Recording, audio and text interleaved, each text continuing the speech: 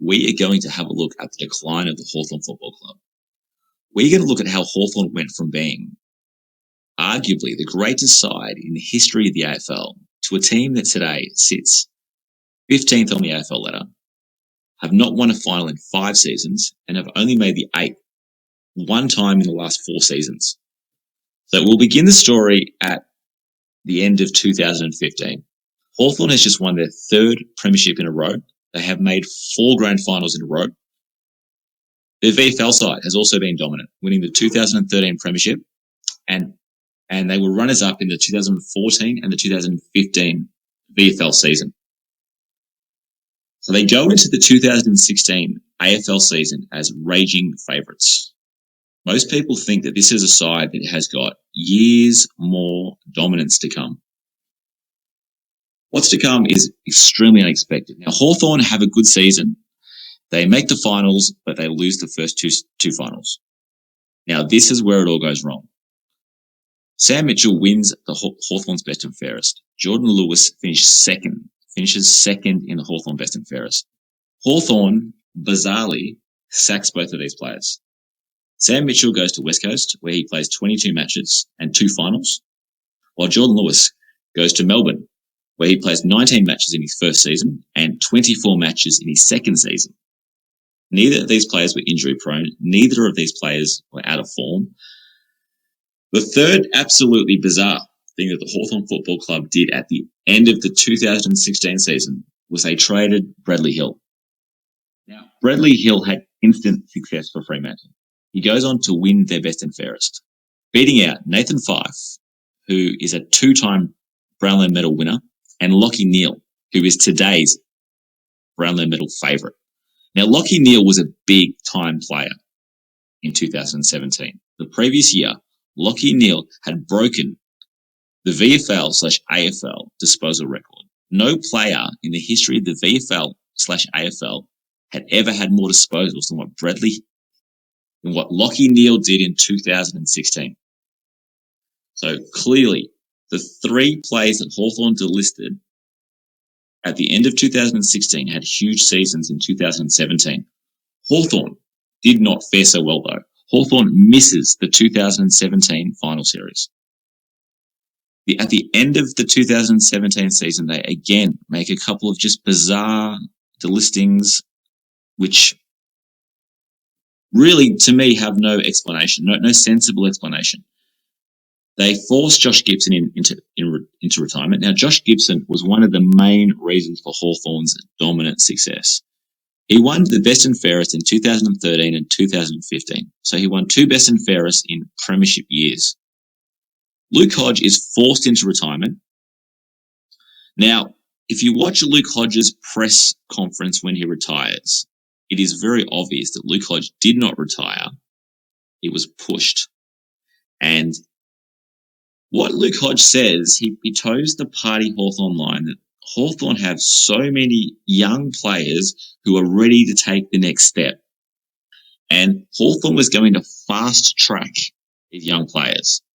And this may not pay off straight away, but in 2 to 3 years' time, which is now, Hawthorn would see a benefit for fast tracking these young players. So they're going to move Josh Gibson out, move Luke Hodge out, and fast track the kids. Now, Luke Hodge didn't stay retired for long. Brisbane jumped on him. Brisbane signed him up.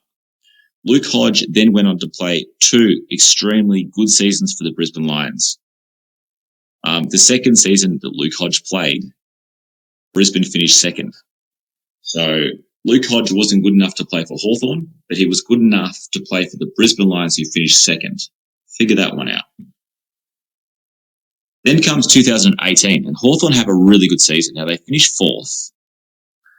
But what for me is very interesting about the 2018 season is they finished 4th without Josh Gibson, Luke Hodge, Sam Mitchell, Jordan Lewis, and Bradley Hill. They finished 4th. Now, to show how close they were in 2018 from another premiership, their percentage was 1% lower than West Coast and 0.3% lower than Collingwood, who were the runners-up. I have no doubt that if Hawthorn had kept their players, had it kept Hodge, had it kept Gibson, had it kept Lewis, had it kept Mitchell, and had it kept Bradley Hill, they easily could have won that 2018 Premiership. I have no doubt that with those players, they were a better team than West Coast and they were a better team than Collingwood.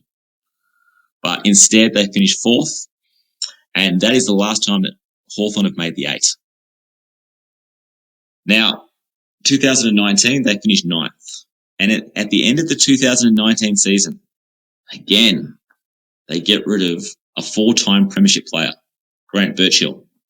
He goes to the Brisbane Lions. Now, again, the same as Luke Hodge, Grant Birchall has been extremely good for the Brisbane Lions. Now, the Brisbane Lions currently are the flag favourites. So again, let's look at this.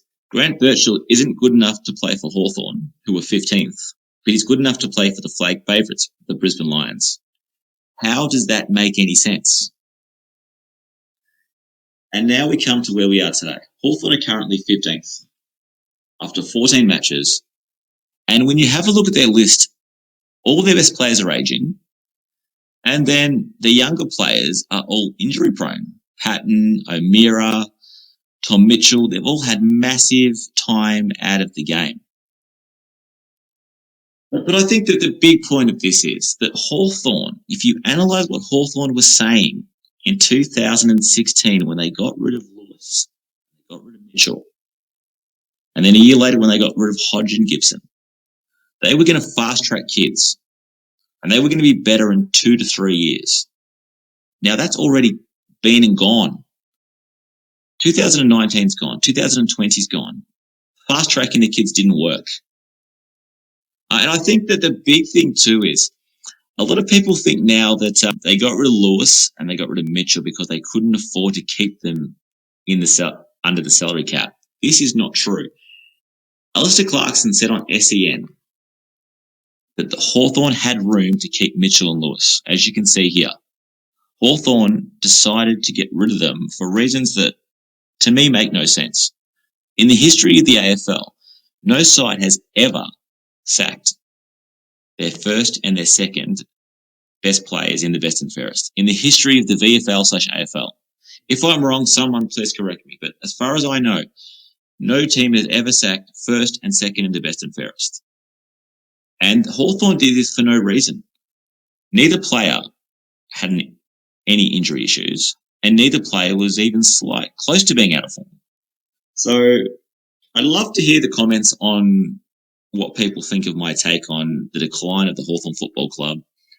I cannot see Hawthorn returning to the finals for at least 3 to 5 years. When you look at their list, they are aging.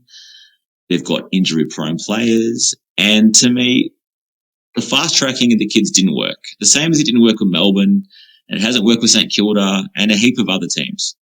So leave me your comments, and hopefully I'm wrong, but I think Hawthorn are going to be down for a long time.